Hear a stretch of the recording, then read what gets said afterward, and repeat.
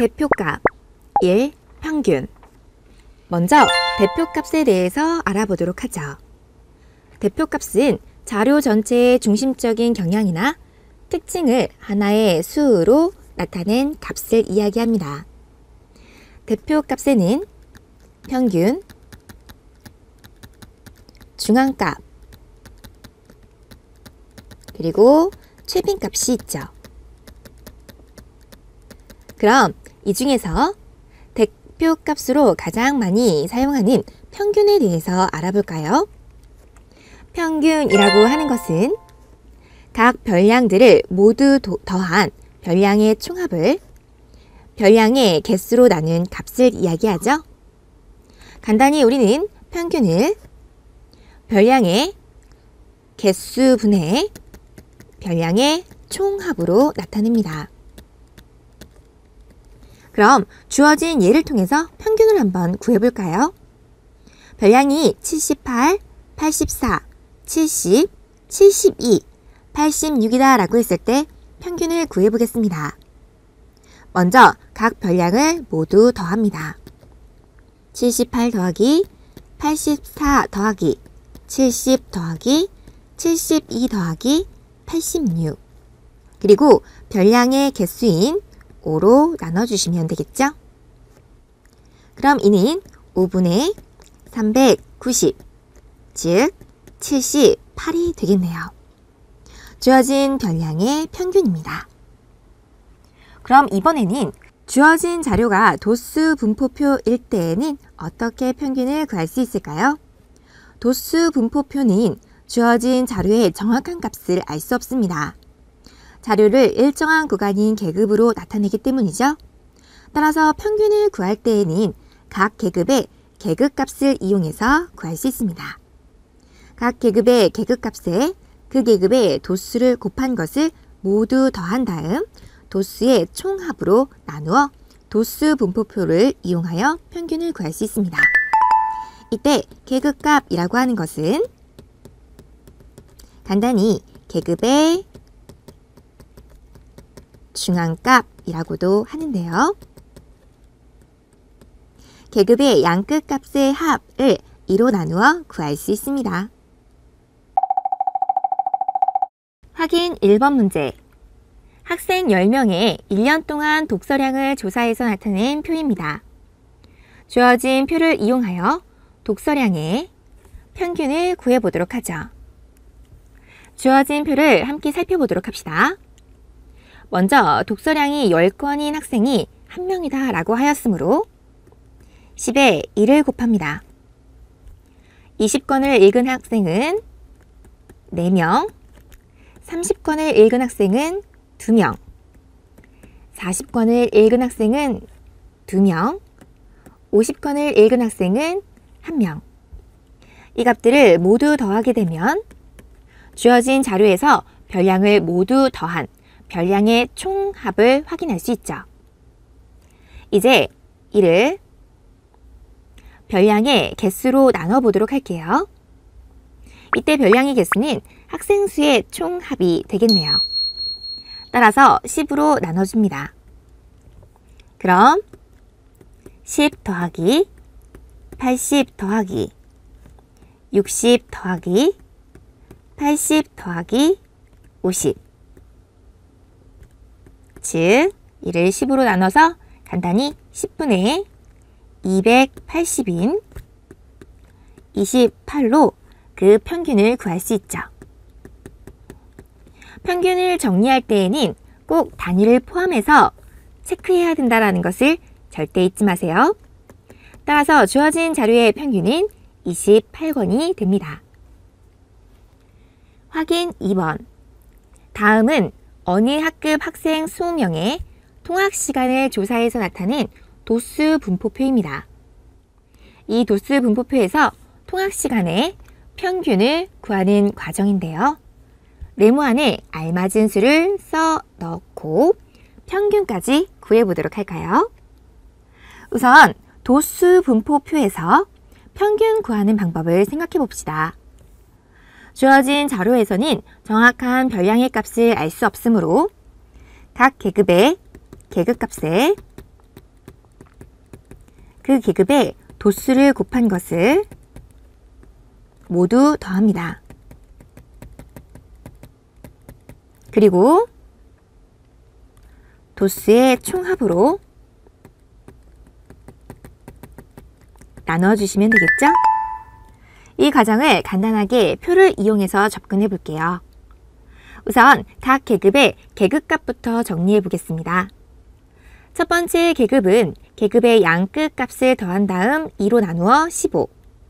역시 더한 다음 2로 나누면 25. 그 다음 계급은 35, 45. 마지막 계급은 계급의 양끝 값을 더한 다음 2로 나누면 55가 되겠죠? 그럼 이번에는 그 계급 값에 각 계급의 도수를 곱하겠습니다. 간단히 10에 15를 곱해 150, 5에 25를 곱해 125, 2에 35를 곱해 70, 2에 45를 곱하면 90, 1에 55를 곱해서 55. 이렇게 각 계급의 계급값의 도수를 곱한 값을 모두 더한 그 총합을 구해보면 490이죠. 따라서 계급값의 도수를 곱한 것의 총합을 도수의 총합인 20으로 나누어 평균을 완성시켜 보겠습니다. 20분의 490, 즉 24.5가 주어진 자료의 평균이 되겠네요. 따라서 평균은 24.5분입니다. 2. 중앙값과 최빈값. 대표값으로 먼저 중앙값에 대해서 살펴보겠습니다. 중앙값은 자료를 작은 값부터 크기 순서대로 나열했을 때 그때 중앙에 위치한 값을 중앙값이라고 부릅니다. 그런데 이때 주어진 자료의 개수가 홀수개다 라고 했을 때는 이때 중앙값은 정가운데에 위치한 값이 될 겁니다. 그럼 주어진 자료가 짝수일 때는 어떻게 중앙값을 정리할 수 있을까요? 자료의 개수가 짝수일 때는 가운데에 위치한 두 개의 값을 평균 내어 중앙값을 구할 수 있죠.